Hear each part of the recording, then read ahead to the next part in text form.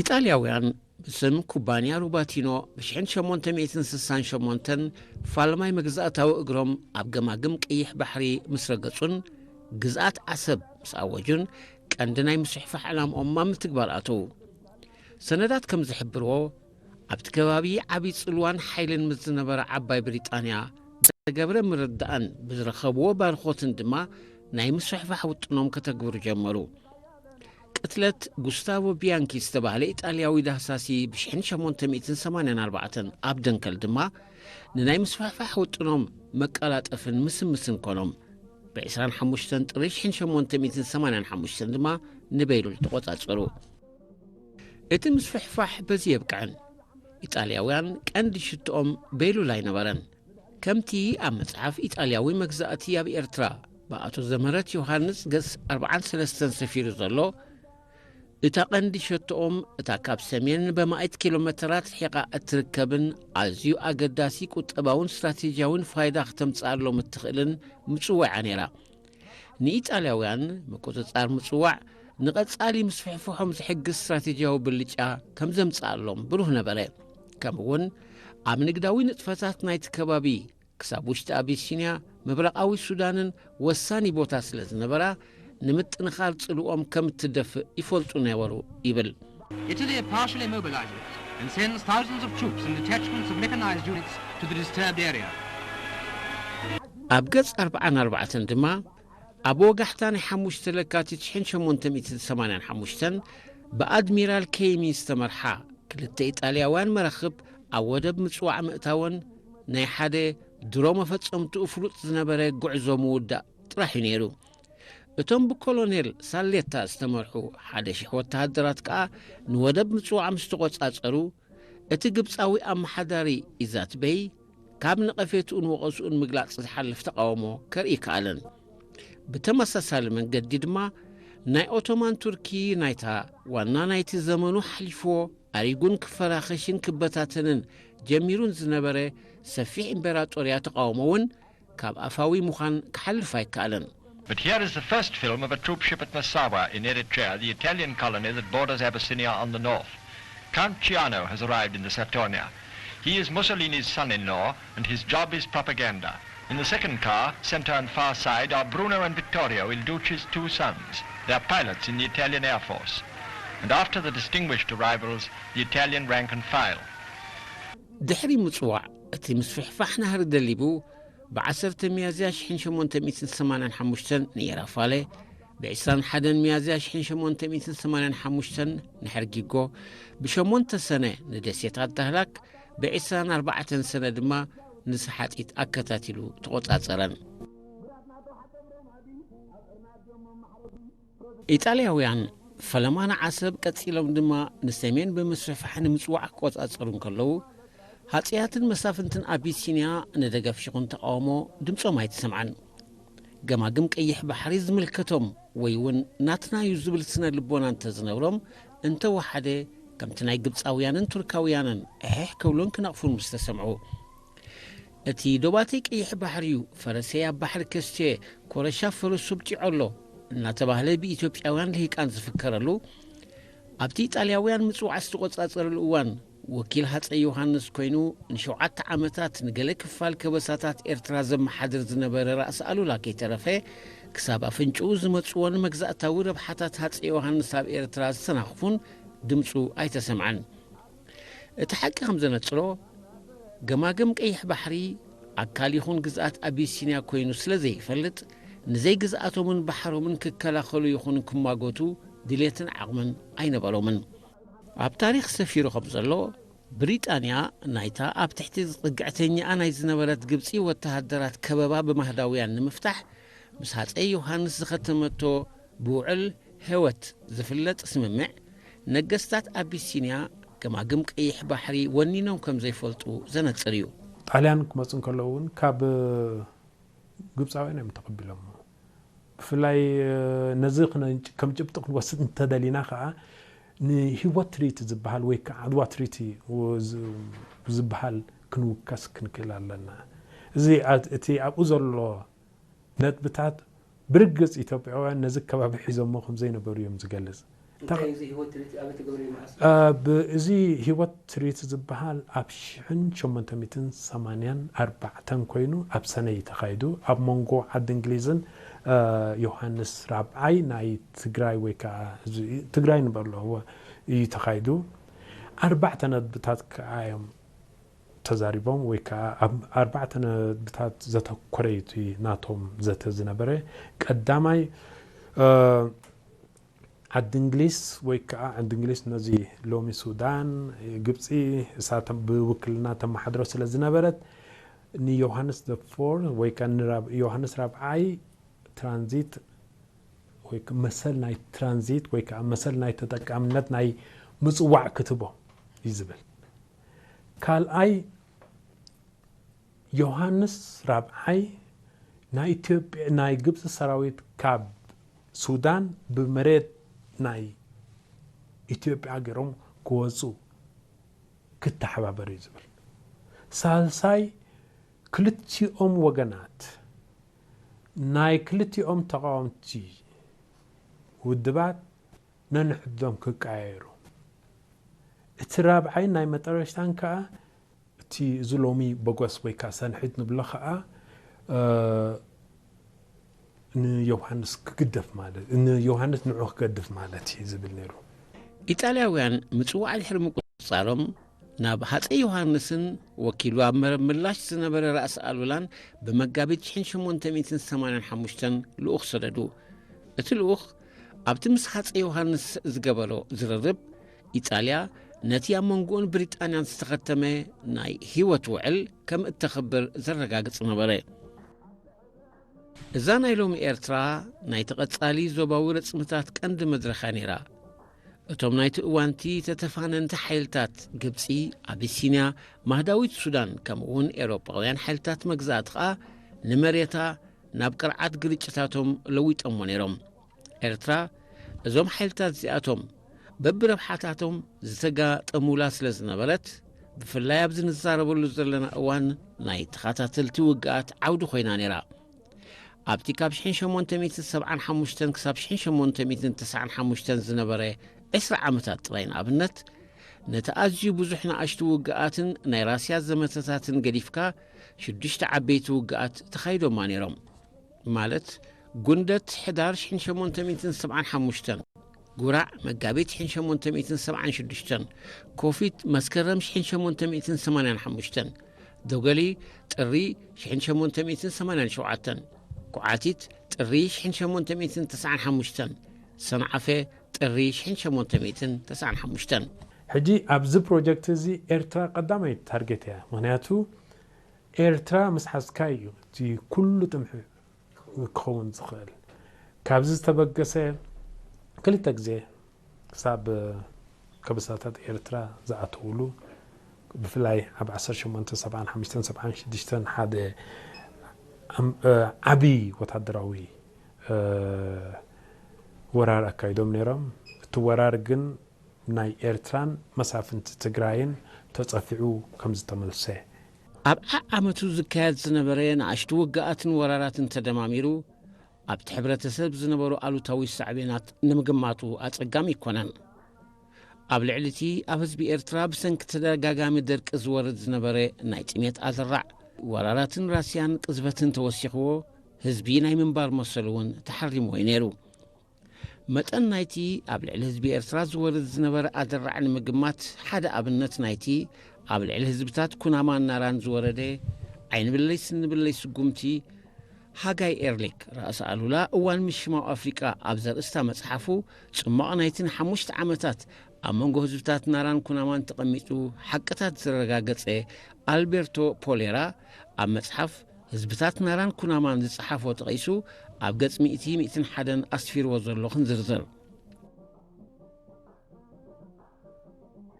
رأس ألولا بهابتن مسمر نقدن اتلل كسلان محز لعل 10 شح سراويت أوافيرو بزقبرو دحساس نتصنع عردي كسلا كبده كم زيك المستغنزبه سراويتو ناب موغولو بمسحب أمسياتي أب كسلا كحفصو زيك العاوت ترائيدون خيملس ندرغونيا سراويتو قبل عل هزبتات ناران كونامان نايك اتلت زمتان عمتن وفري ككايد فنيوو ሃጋ ኤርሊክ ኣብ መጽሓፉ ኣስፊርዎ ከም ዘሎ ንጠቅስ ራእሲ ኣሉላ ኣንሳሒቡ ኣብ መጎሎ ብምዕስካር ኣብ ልዕሊ ከሰላ መጥቃዕቲ ከካይድ ብዘይምኽኣሉ ብምንጽርጻር ኣብ ልዕሊ ህዝብታት ናራን ኩናማን ኣብ ታሪኽ ናይቲ ከባቢ እቲ ዝዓበየ ናይ ቅትለትን ዝምታን ወፍሪ ክካየድ ኣዚዙ ኣብ መወዳእታ ሓዳር 1886 ብዝተኻየደ ዓመፅ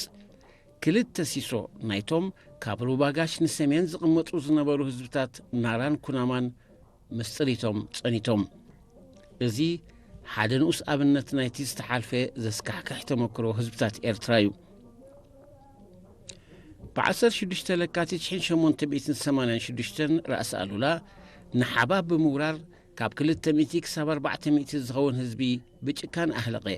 ብዙሓት ጥሪት ድማ ተዘምታ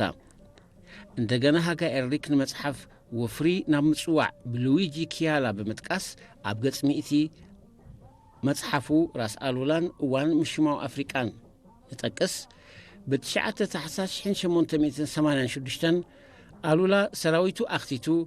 ኣብ ልዕሊ ህዝቢ ሓባብ እቲ ዝያዳ ዕውት ዝበሎ ወፈራ ብምክያድ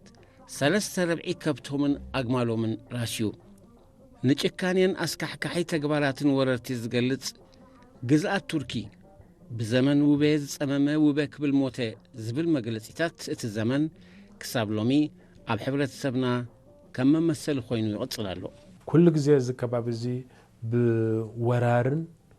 ብወራር ይሽገር ከም ዝነበረ ካብ መሳፍንቲ ናይ ትግራይ ማለት እዩ ብፍላይ ዝጥቀስ ኣብ ናይ ታሪክ ኤርትራ ከዓ እዚ ውቤ ኣብ ታሪክ እውን ሓንቲ ኩሉ ግዜ ትዝከረላ ኣብ ግዜ ውቤ ዝጸመመ ውቤ ክብል ሞተ ዲ ዝበሃል ሕጂ እቲ ምረት ንምግላጽ ኣብቲ ግዜ እቲ ዝነበረ ምረት ናይ መነባብሮ ወራር ንምግላጽ ተባሂሉ ዝተገብረ ወይ ከዓ ዝወፀ ብሂል ምዃኑ ከዓ ይግለጽ ማለት እዩ ኣፄ ዮሃንስ ንገሌ ከበሳታት ናይ ኤርትራ የመሓዳድር ብሽፍትነት ከዓ ምስ ኣሉላ ምስ ተንኳሎት እንታይ ይሰርሑ ነይሩ ኣብዛ ኣስመራ ንኣብነት ኣብዚ ኮፍ ኢሉ እዩ ነይሩ ራስ ኣሉላ ኣብ ሓንቲ ቦታ ኮፍ ክብል ከሎ 3 ወርሒ ኮፍ እዩ ዝብል ነተን ዓድታት ኩለን ብሎ 3000 ዱርከኛ ወይ 3000 ሰራዊት የመጽ ኮፍ የብሎም ኣብ ሓደ ቦታ ነቲ ህዝቢ የገብሮ ቅድሚ ምምጻእ ጣልያን ዝነበሩ 3-4-10 ዓመታት እንድሕር ተመልስካ ክትርኢ ከለኻ ወራራት መሳፍንቲ ትግራይን ሳዕቤናቱን ኣጸቢቑ ዘስተማቕር ዝነበረ ህዝቢ እዚ ወራራት ናይ መሳፍንቲ ትግራይ ዘውረዶ ሃስያ ኣብ ህዝቢ ዓፈር ክሳብ ሕጂ ብኣፈ ታሪክ ተሰኒዱ ዘሎ ብታሪክ ተጻሒፉ ዘሎ እዩ ኣብ መሬት ሳሆ ዘውረድዎ ሽግር ኣብ ህዝብታት ኩናማን ናራን ዘውረድዎ መቕዘፍቲ ኣብ ከበሳ ዘውረድዎ ኣደራዕ ኣጸቢቑት ህዝቢ ይርድኡ ኢጣልያውያን ኣብ ኤርትራ ኣብ ዘስፋሕፍሕሉ ዝነበሩ እዋን ብወራራትን ራስያን መሳፍንቲ ትግራይ ዝተሳቐዩን ብጥሜትን ዓጸቦን ዝተሃስዩን ብዙሓት መራሕቲ ህዝብታት ኤርትራ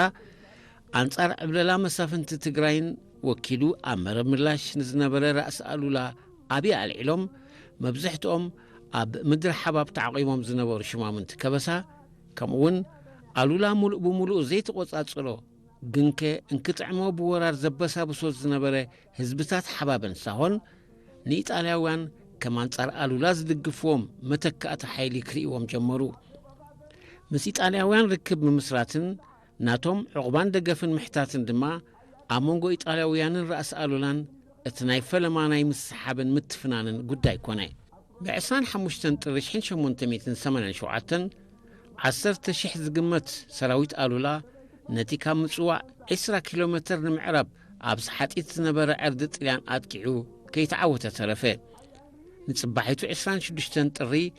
ናብ ሰሓጢት ንደገፍ ዝኸይድ ዝነበረ ብ500 ወተሃደራት ዝቆመ ኢጣልያዊ ቦጠሎኒ ኣብ ደጎሊ ኣብ ከበባ ኣትዩ ጨፍጨፎ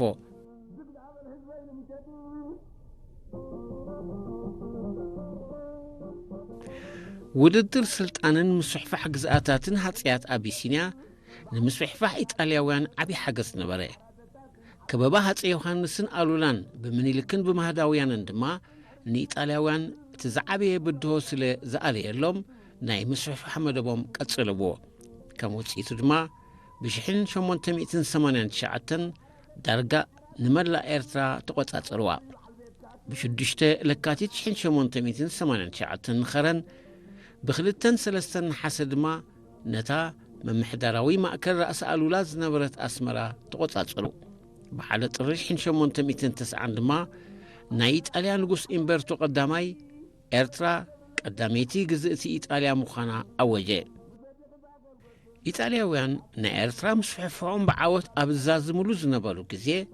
مستي أب دبوب ناي حجي إثيوبيا ناي نغوس نغست نغسنت زودي نخوج أمك الرابز نبرا منيلك نغوسوا نخدانهم وقعونت زلبس أوج وعل قبرو اتي ناي نباري السلامن عركنة سممع التسمي وعل بخلت تقنبوت 1889 أب وجالز بهالبوتا بنغوس منيلكن إيطالياوي أنتونيلين تفرمي اتوعل نغوس منيلك نإيطالياوي جزءات أيح بحري مالت إيرترا دوباتان كم زفلت إيطاليا دما بوغانا نمنيلك كمنا إثيوبيا هاتسأي كم تفلطون زرقاقتن نغلت يوم وغانات زسما معو خالوت نتبتاتن زحزن أوروباويان بب وغانوم مس هاتسأيات أبيسينيا زقبرو هاتس يوانس مس إنجليز وعل هيوت منيلك مس طاليان وعل وجالي بعسران شدشتن تقمتيش 1896 ناي سلام وعل أب أديس أبابا مس منيلك استخايدو سمعت تحسون مترئنا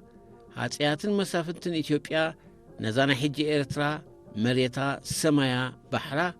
كم زيناتهم آمينهم راديوم زقبرون استقبلون وعلات مخانيهم بخال وغن اتي بالزمان مسافن تزفلت أمونغو هاتسيات كاد زنبري ناي سلطانن جزءاتن وددرات نيروب أوان وررتي زربح نيرو حجي أبتنا إثيوبيا ون حدا فليز بالي تاريخا وأقات عملو انتايو اتي أمونغو فرنسان إنجليزن زنبري قلس ني إثيوبيا فلاينا هاي أي منيلك كم حدا بافر أكبابي همزي نزعة أكبابي ساتهم زي شامولا أكبابي نوح سنتهم تباهي لزقدفوا أقات أميون حجي زي كم تاريخ خوفت أمي قبل كتبلو تخليها مخنياتو زيهم أم نوح وانا بجزءاتات كركر سلازنبرو تحادة نتحادة مسهات أي لومي مسهات أي تعرارق تحادة مستحادة تعرارق سلازة أبز مسرح زي إتينا إثيوبيا هات أي كات صبو غيرو مزميزو مالت نتي هواهو مزميزو نتي ناتو نقسنت أو حيزو إيطالياويان إيرترا جزءاتو مابز قبرو الوان اتمس هات أي يوهانس أم فحفح سلطان زنبرا هات أي منيلك لحرموت يوهانس سلطان جبتين نتك حالموت سنحي ناي مسرح فحن مقباتن حلمون متقبار دما نحيال كبابيتات دبوبن مبرقن أبيسينيا وريرو أبتحت جزءات شوا أأتوه بسنة صحفاوي أبركتو حوشيش المات نوبل عبسنة صحف قرن أفريقيا كابتون بقدام الناس دكاسو درسن زخونة وري سومالاوي نور الدين فرح عبهورن أوف أفريقيا أبزاس فورة صحف بزعبها هاتسأيو هانسن منيلكن نبحري زنبروم طمحن بخمس السعب أقريب والله نيوهانس تكيو أب سلطان هاتسأين استقمت منيلك اتسوتي ودب ألبا هاجري تركيبو يوهانس نغوردون زقربرلوني أفدق بحر إمام مسفشلة منيلك بودب جبوت تراي متقام قتسيلو منيلك بزحات صواري اتو سلازنبري شوانا قزفت كيدا أبتن بورار زحزن قزاتات زنبرا ياتاويان نقسنتات أفراريسو نابنايام حرا بحلي أرعموان قلايو زهدونلو سفح مريتكا أبتحت قزات شواءتو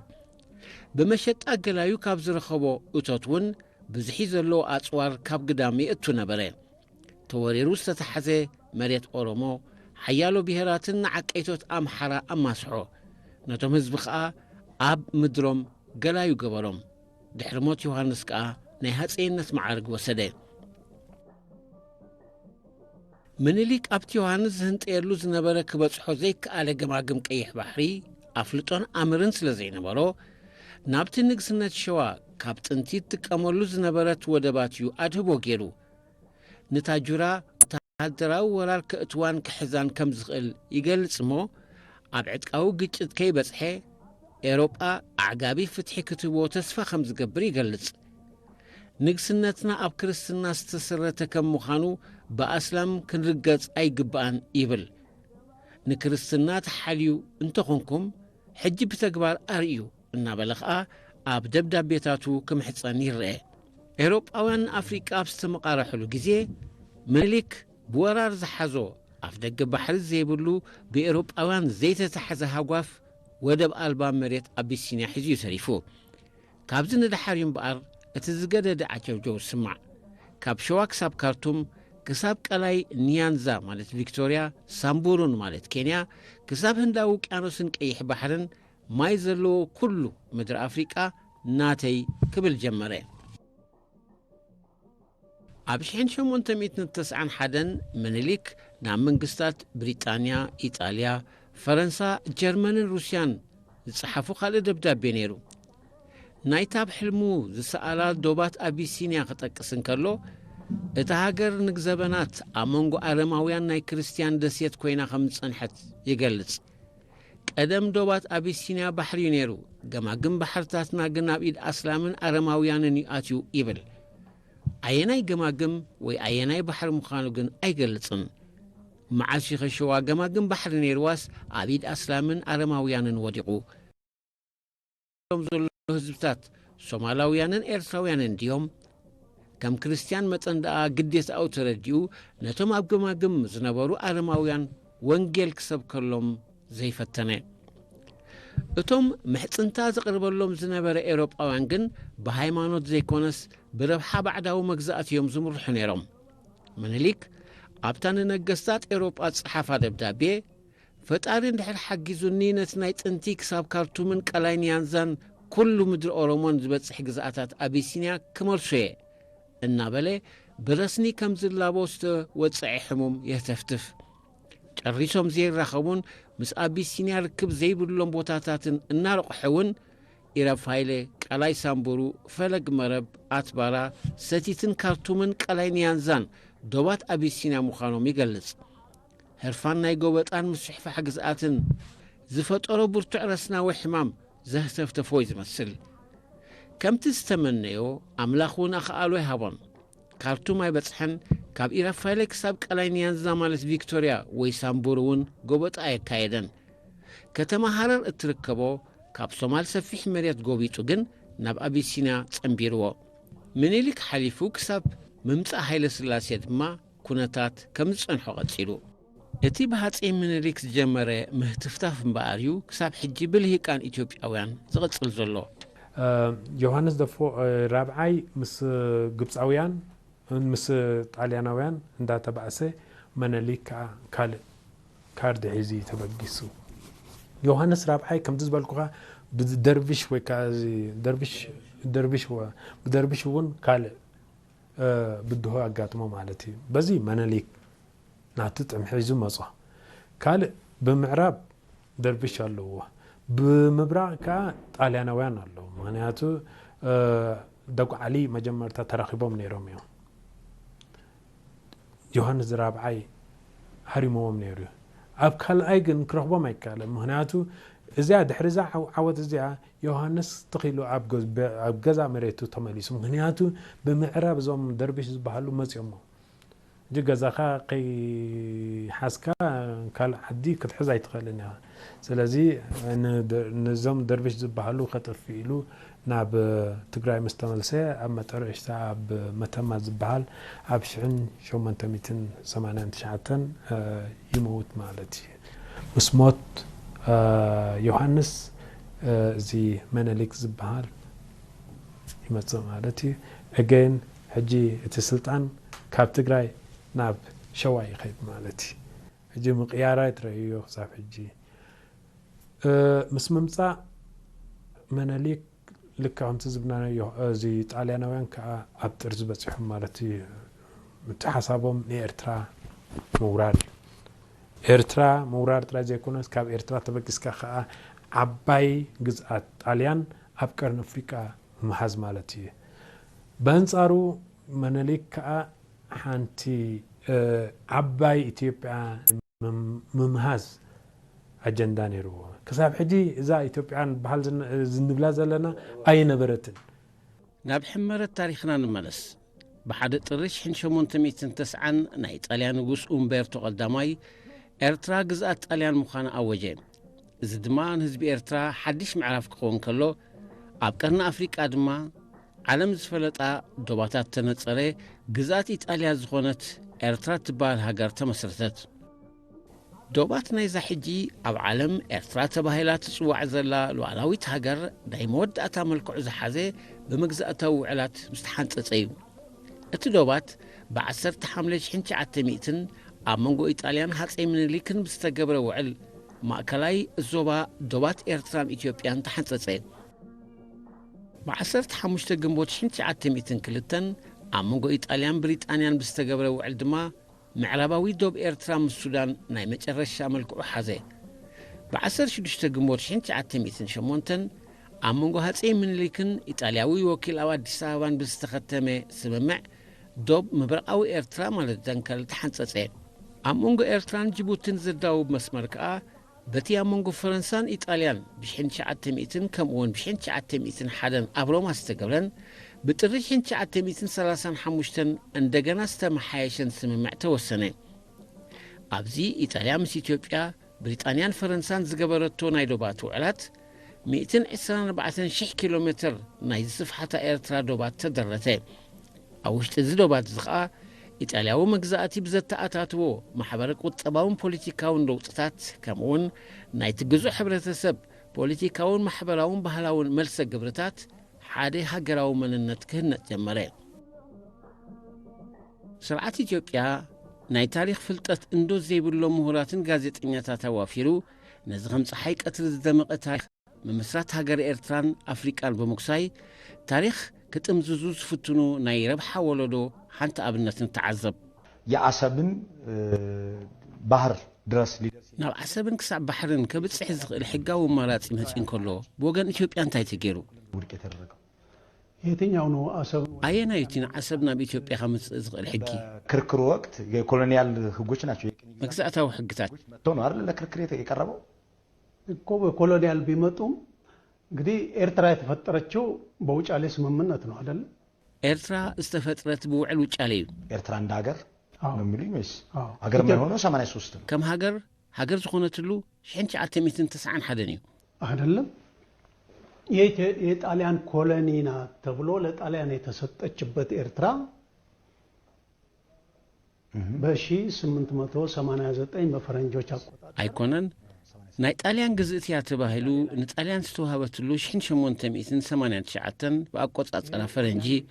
ኣብ ውጫሌ እዩ ወዘተ የሚለው ከሀቅ የራቀ ነው ከታሪክ የራቀ ነው ትክክል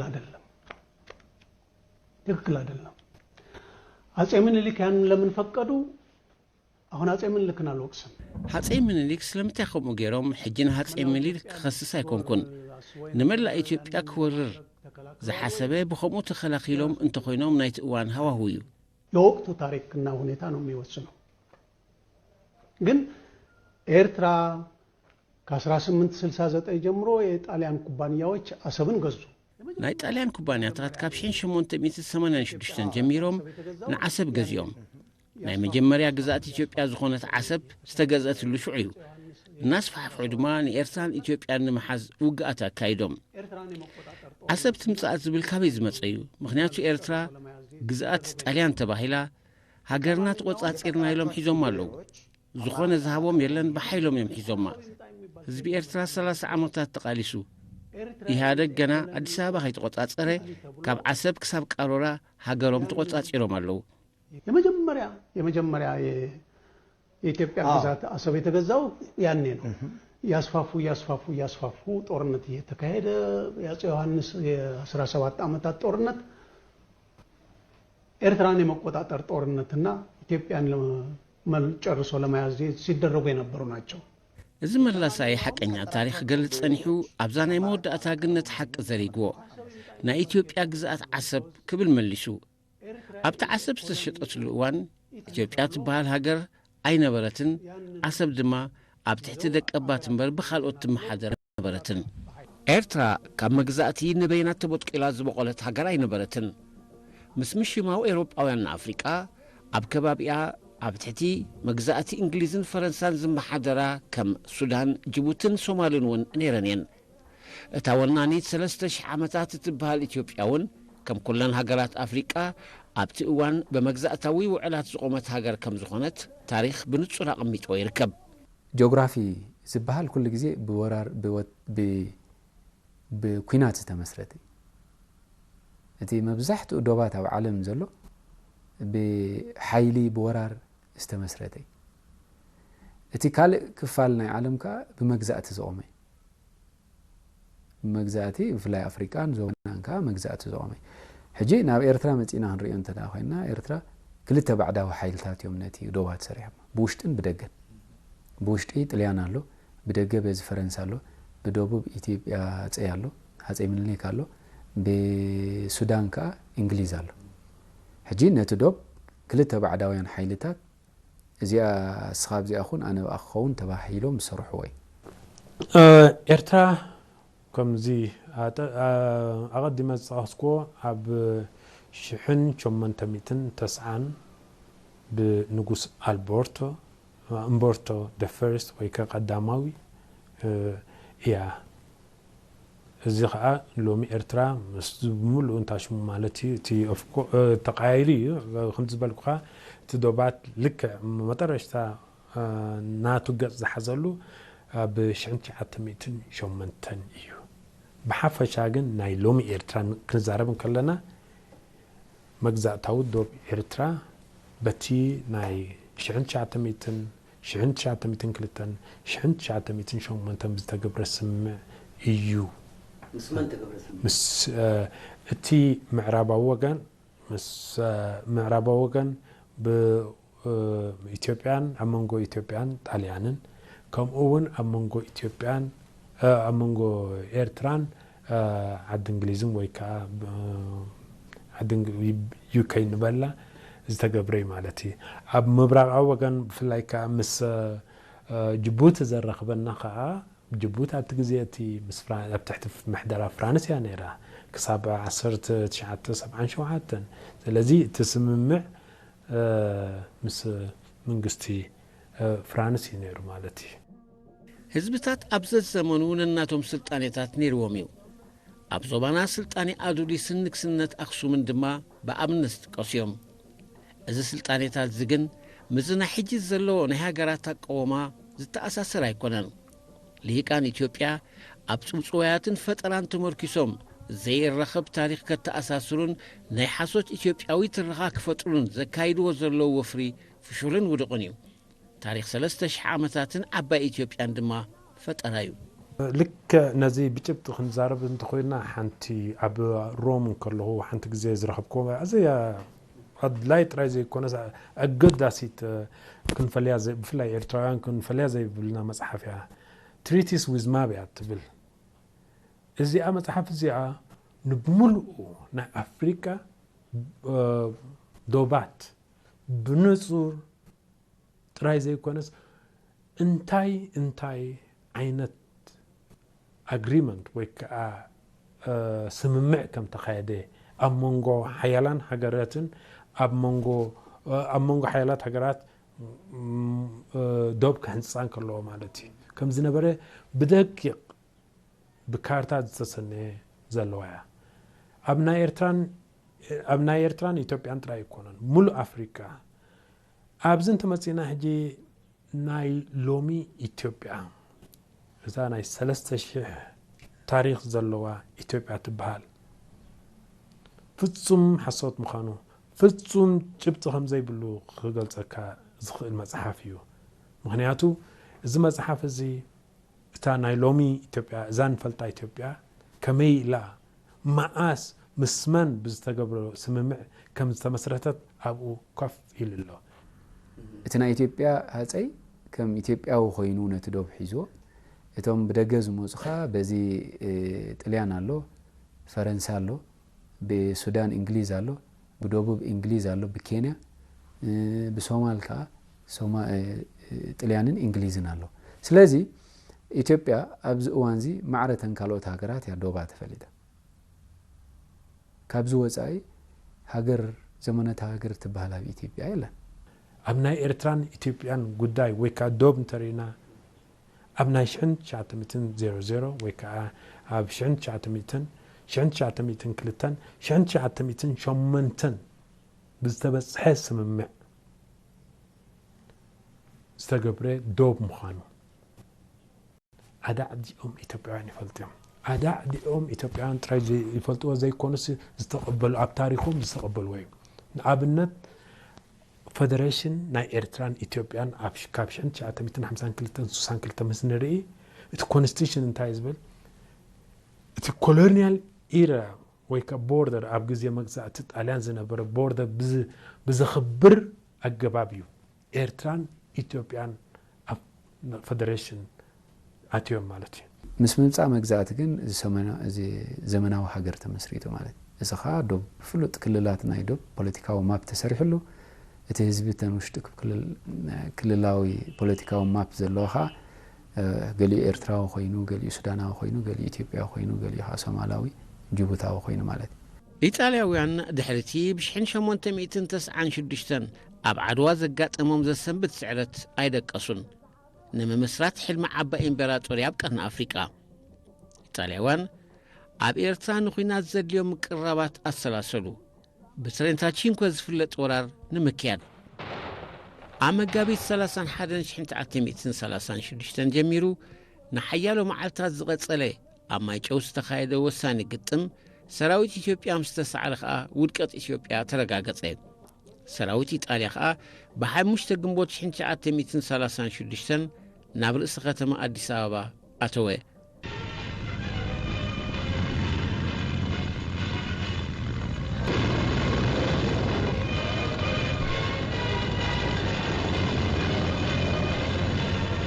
دحر رابعتي بشعة جنبوت 1936 لما موسوليني من ملأني حدا كابتم زعابي يهانكوتو ممسرات نيرتران سوماليان إثيوبيان ذات تقالل إيطالياوي ناي مبرق أفريقيا إمبراطوريا أوجه أبناء إثيوبيان ناي السودان ون لكع خموت مسكيب له أبناء إثيوبيان جيبوتون صوماليون ومسكينيا ون لكع بلكع أبين معسن مسمانن كمزبل كمز تبسحن بخمي كمز تسألن أبو خسلزلو كابزي حليف كامزراب بزح حتوتو مبالك خوانا ناي مالتي سلازي تي نمسرتا هاجرات أبز زوا زملكت كم مجزأتي وزعي زوهب سنموجود زخون يكون تاريخاوي حقنات يقولون كابز تمرقيس ناسي بقلل زبالة زي تاريخ سلستيشح كساب كندي كاب حديد زخدم قانون زخونه تاريخاوي ويكا حقاوي مسرت كم زي بلو ونقرنا يخيل كابزو وتأجن أنا بزمناوي ملكعني هجرات أنا إيرترا عبيا إيه وين سومالي عبيا إيه وين سوداني عبيا إيه زبل حيلي أبزي هجر أبز خبابي لأنه أب أفريقيا بحفشة مجزأتي زمت أويو سوها كله أب 10 ساعات تخفل زبن زقامة ودوباتي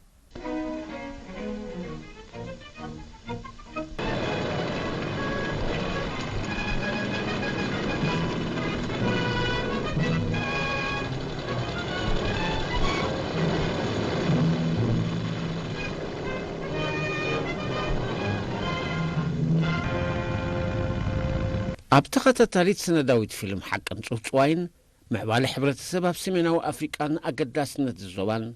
نحجي إيرترا أبقد ما تاريخ دحريون واننت قماقم قيح بحرن صوتواي 3 عامات إثيوبيان بزملكت ناي زغربنايو شوعات تخساتل تمدبات قدامي معرف تزازيم الله تقاومون أبيان إيرتراوان نمجزات إيطاليا ممهدار إنجليزا بإيرترا قالسي بوليتيكاوي محورات فدرشنن قبط إثيوبيا نيرتران سلاماوي قالسن تقاوموتاتن إيرتراويان بلتاو قالسن عوتن رفرندمن وتسيتون زي قالس حلمن صوصواين إثيوبيان مفتحيون بزملكت دما أمصاي أبكالاي معرف كنقربينا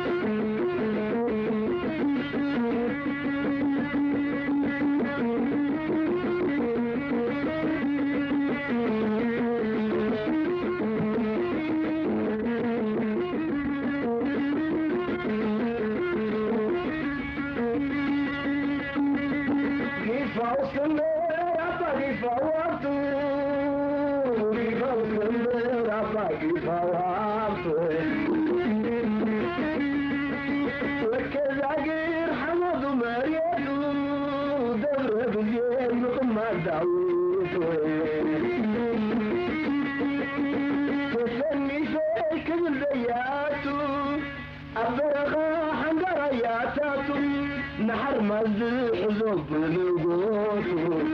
أبغى فوضى